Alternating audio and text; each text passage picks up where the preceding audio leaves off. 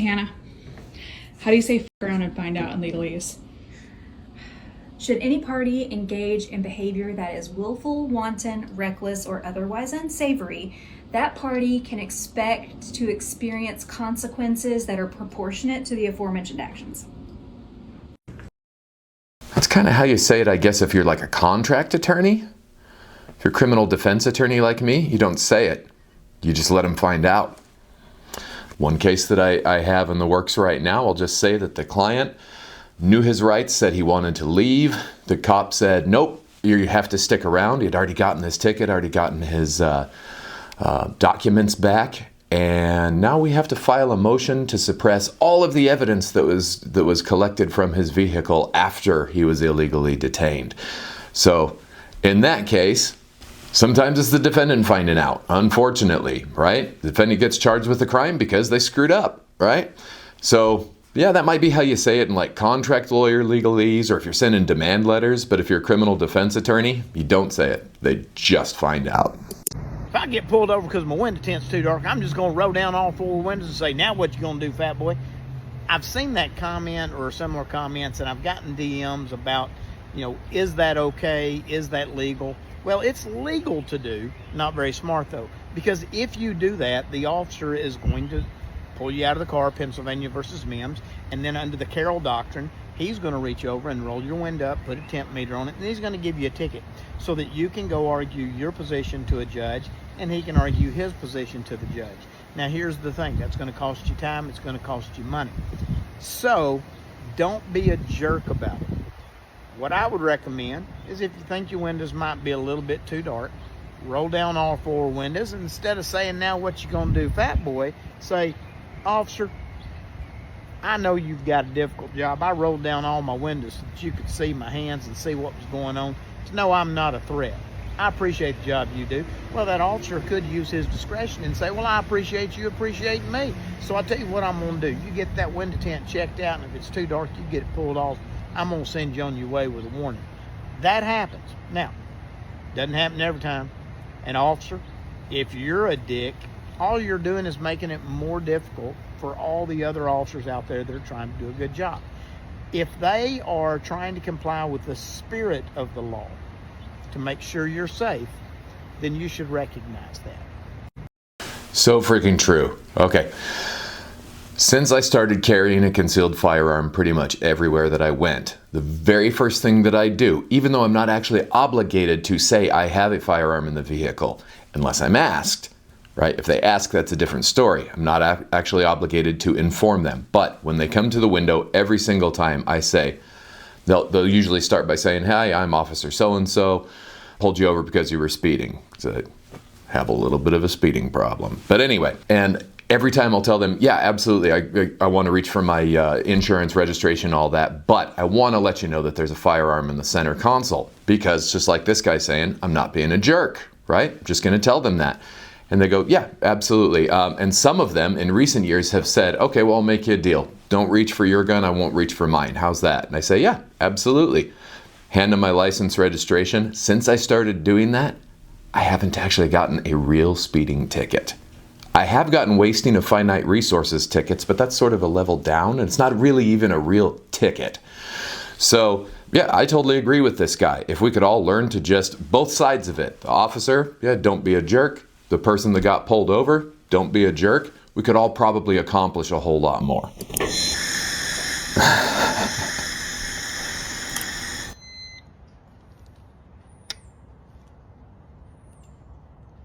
So I've had nothing to drink. Absolutely nothing. But there are some things that register as alcohol that are not alcohol.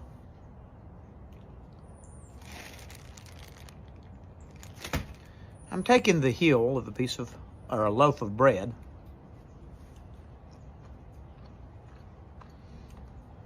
Just going to chew it up a little bit. Now, bread doesn't have alcohol, but it has yeast. It's one of the things used to make alcohol. And we'll see if it registers.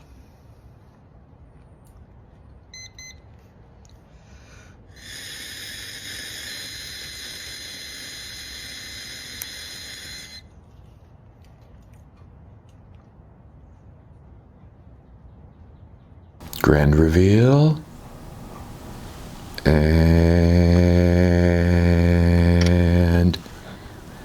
it registered. So, it registered, not very high, but it did register as alcohol. Now, was it enough to get me arrested? No. But I had one bite.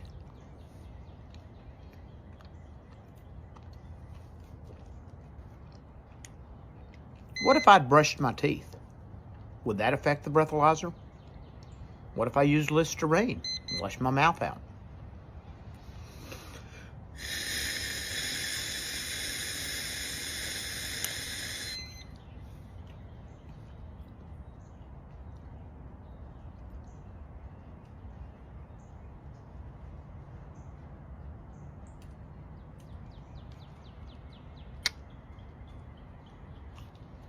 Went up after 2 bites. Okay. 009. So it's going up with each bite. So the question is, if you don't drink and drive, can you get a DWI for alcohol? Yes. Now, there's a lot of things we could talk about, like slope indicators on this machine versus the one at the station. That officers have a protocol that they're supposed to follow to make sure that it doesn't pick up what's called residual mouth alcohol. That doesn't always happen. Don't drink and drive. Best advice ever. But it's naive to say that that is the solution. Okay, so I see videos like this on TikTok all the time. And now this guy did not say, hey, do not take a breathalyzer, and which is probably pretty smart. I've seen other attorneys insinuate, don't do breathalyzers, don't do any of the tests. Okay, there's good and bad times to refuse a test, but I'm not going to go into each specific situation right now. What I am going to say is if you are arrested for a DUI and refuse a breathalyzer or blood test, then you can have your license suspended for 12 months in Arizona.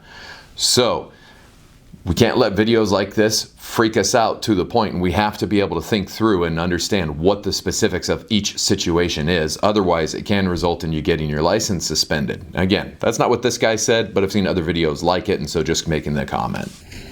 Hey, Melissa. Yes. How would you say that's not what you said earlier to the opposing counsel? I would say, how many more prior inconsistent statements can we expect from you today?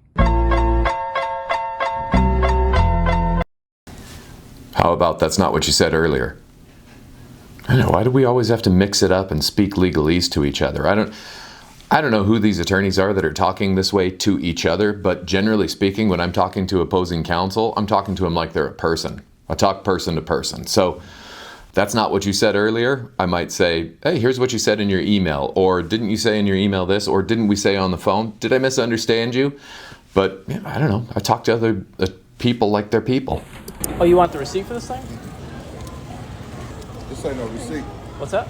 I need your receipt. That's what they spit out at me. Are you circumcised? Yes or no? Where's the cop?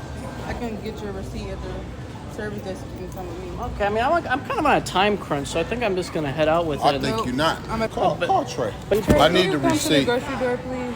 I already paid for this thing. Okay, so where's your receipt, man? Look, I'm not about to play with No, you. there's Give me a a gentleman receipt. trying to You're not about to walk out here with no fucking receipt. I'm perplexed right now. Okay. You have a receipt? Okay. Yeah, but it's my TV. Okay. Do you have ID with you? I'm here to ask, like, am I free to go with the TV? Hey, whoa, what are you? I just told Hey. you. Stop doing All it. right. Where's your ID? 13 dispatch. Put another customer trouble in for Walmart. You disobeyed a lawful order of a police officer. It's against Walmart policy, okay? Is that the law? Yes. Come out here. Yes, you're under arrest. You're under arrest right now. All Because right. you won't identify yourself. I think this is just a misunderstanding. Like, I carry my phone around like that, and that's suddenly against the law? This guy's gonna get released. That's your receipt. Oh, you want the receipt for this thing? Oh, we didn't even get a scar. Oh, man, I hate it when they do that. They show us these videos. They never show us the conclusion. My guess is that guy just got released. My guess is, number one, if he didn't actually pay for it, they would have arrested him for shoplifting. I didn't actually see that. Maybe they edited it out. Obviously, he's trying to be obnoxious. I hate those. I don't know why people have to try to be obnoxious. Honestly, there's enough going on in the world that you could just record what's going on in the world and not actually cause any of the crap and still get some of these videos. So why do you actually have to do something like this just to stir up trouble? The other side of it, I'm watching this guy going, dude, I hate it when they're checking my receipts walking out of Walmart. Absolutely hate it. And then the cop tells him, yeah, it's Walmart policy. Well, you can't be arrested for shoplifting unless you passed each point of sale without actually paying for the item. In order to stop him, they have to have shopkeeper's privilege, which means they have to have reasonable suspicion that he actually committed a theft. I don't think that they have that. He can't produce a receipt, but at the same time, it's like they've got videos. They must have him recorded. I mean, it's Walmart. I'm pretty sure each one of the self-checkouts has videos. They've got overhead videos. I got to figure these guys do not have reasonable suspicion to stop him. And then the arrest, I couldn't even figure out what that was about. And then the officer's just shutting off his camera. All kinds of craziness going on here. But the first part, dude, why do you do this? Why are you just trying to stir up trouble? And probably just to get a viral video. This one piece of advice will dramatically reduce the conflict in your life. My name is Jefferson Fisher. I'm a trial attorney down in Texas, and I teach people how to argue and communicate. How often you take things personally is a direct reflection of how much grace you give other people. And maybe I'm the first one to tell you this, but you are the only one that is in complete control of whether you take something personally or not, or if you feel attacked or not, because you can't control the input of what comes to you. You can only control the output of how you respond. So when you choose grace over deciding to take something personally, you start to see that what the other person is saying is just a projection of their own insecurities, of their own fears and frustrations. And you get to take a step back and ask people questions like, are you okay? And that's how you reduce the conflict in your life. So try that and follow me. I mean, I think it's really good advice. I'm a little surprised about it coming from an attorney, not because it's like bad advice or that, it just, for starters, has nothing to do with the law and seems a little bit more on the, psychological side of it. But whatever. It's good advice. Give people grace. Yeah, be offended less. I like that. There's a whole lot of people walking around just constantly offended about every word that they hear these days, and it's really freaking annoying. So, yeah, I like what he's saying. Just trying to connect it to the law. Out of here. You're in private property. You're in private property. Get out of here. Get out or you'll get arrested. You're going to get arrested for trespassing. Get out. You alien.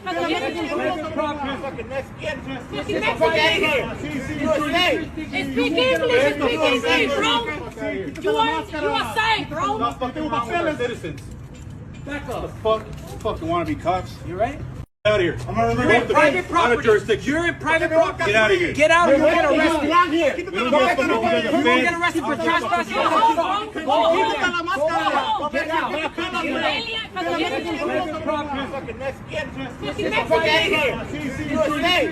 Speak English. Speak English, bro.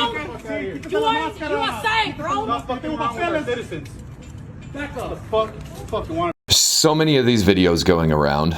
Not exactly like this with police actually interacting with ICE, but there's so many ICE videos and so many police videos that the more I watch them, the more I'm suspicious of a lot of them. I'm not 100% sure this is real. It totally could be, but I'm not 100% sure it is. It doesn't really, I can't see which agency this is. The uniform that it looks like we have a sergeant here and then we have an officer there. And the uniforms that they're wearing are actually a little bit different from each other. There's little things that I'm not 100% sure that it's real. Totally could be legit. The other thing that it says, police actually protecting U.S. citizen from ICE agent. We don't know who that dude is. We've got absolutely no facts on this whatsoever. And so all that we're doing is saying, oh, I just watched a video, and we take this one little caption that's right in the middle of the screen the whole time. Police actually protecting U.S. citizen from ICE agents, and believe that's what we actually watched. There's no evidence in this video to tell us that's what actually happened. So we see things, we're fed an idea, and we just automatically assume, okay, we know what we just watched. I don't know what we just watched. Number one, I'm not even sure if it's real, but number two, I have no idea who they were actually protecting. I don't know, I could see that there's a guy behind them, but I don't know if that's who they were trying to protect. It says he's a US citizen. I don't know that that's a fact. He could be.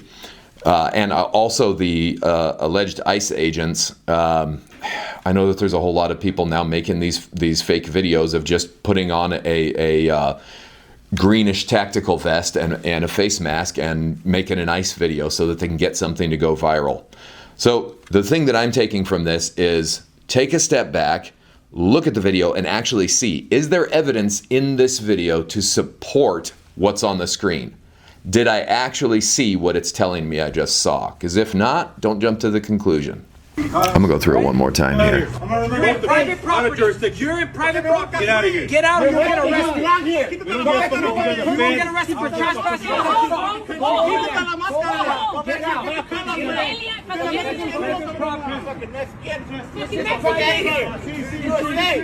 Speak English, bro.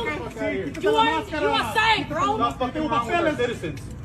Back up. The fucking wanna be cops. You right? Out of here. You're in private property.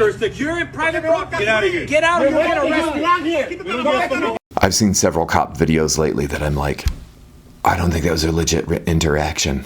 Like this drug out way too long. It looks like it was just for social media. Questions I have for a lawyer. How do you arrest conjoined twins if only one of them is guilty? How do you arrest conjoined twins if only one of them is guilty? That is a really good question that I don't think that there is a good answer for. I think that the underlying policies that we have in America is that it's better, and we say things like this all the time, kind of, and some people think it's hyperbole, better that 1,000 guilty men should walk free than one innocent man be behind bars, right? So I guess in that case, you wouldn't make the arrest. But well, that's a tough one. Can anyone plead insanity? Can anyone plead insanity? I don't know. You'd have to ask somebody in a state where they have an insanity plea. We don't have that in Arizona. We have a finding at the end of a trial that is guilty but insane, but it is not a plea that they actually make. It's something that the jury can find. And it doesn't help you a whole lot, by the way. People that are found guilty but insane are still going away. They're still getting locked away, but they're getting locked away in the state prison, the state hospital instead of a state prison. I've known some people that have worked in that state hospital. I've worked in a state prison, and I'm going to tell you, I think that there's actually a lot of benefits to being in prison over that hospital. So, not sure it's helping people as much as they think it might. What was the middle question? How many times can I legally change my name until they stop me? I don't think there's a limit. I believe every single change is actually up to the judge, so there's not, unless you're doing it for one of the approved reasons, like getting married or whatever, I believe that each one of those name changes is actually up to the judge to approve or not. So, but of course they don't want to just continuously approve. They're going to go, okay, you can't just change your identity every 10 minutes. So, yeah, they'd probably find a limit somewhere, but I don't think there is an actual statutory limit. Can the world's strongest woman really break out of handcuffs? First up, zip ties. I don't know if she's gonna be able to do it. Oh, whoa! That was too easy. Next, we got these pink fluffy handcuffs. I know they look harmless, but don't underestimate them. Well, it's not my first time in one of these, so we'll see how it goes. All right, let's go. Oh, hold up. Stuff by Mike. Okay, what does this even have to do with the law? What, like, even remotely? Like, I've watched a bunch of your videos, and I can see, like, okay, you could actually tie this in a little bit, but you're just Stuff by Mike now. Okay, just change your name. It's Stuff. It's not law. Whoa! That was like nothing. All right. You can make the excuse that they're handcuffs, and handcuffs are related to criminal activity, which is related to the law, but those are pink fluffy handcuffs. Those aren't related to arrests. Those are related to kinky stuff in the bedroom. So that's just Stuff by Mike. That ain't law by Mike. Level 3, you're gonna try to break out of police-grade handcuffs. All right, let's do it. To put things into perspective, these handcuffs can withstand about 500 pounds of force. So a normal person like me has no chance of breaking them. Yeah. Oh, she looks like she's doing that. Yeah. You set me up for it, huh? Not even close. She's really struggling on this one. Oh! I think I see this one. Hold on. She did it! Can the world's strongest woman really break out of handcuffs? First up, zip ties. I don't know if she's gonna be able to do it. Oh, whoa! That was too easy. Next, we got these pink fluffy handcuffs. I know they look harmless. All right, we'll stop it at the pink fluffy. Hey, a letter! I have friends! Oh, that's not a letter, that's a threat. Every time I see something like this, I go, what attorneys are you dealing with? My main area of practice in my career so far has been criminal defense, and we're portrayed on TV all the time as just like always having our dukes up, right? Always ready to fight with the person on the other side. We're ready to fight for our client, but that doesn't necessarily mean with the other person on the other side. That's different. Sometimes we're fighting with the law itself or arguing the law itself. But every time I check my email as an attorney, I've got a threat. Like, dude, who are you dealing with? What state are you in? This is, all right, I guess I would say more people need to move to Arizona, but honestly, if you're bringing this crap with you, don't do it. I hear Florida's lovely.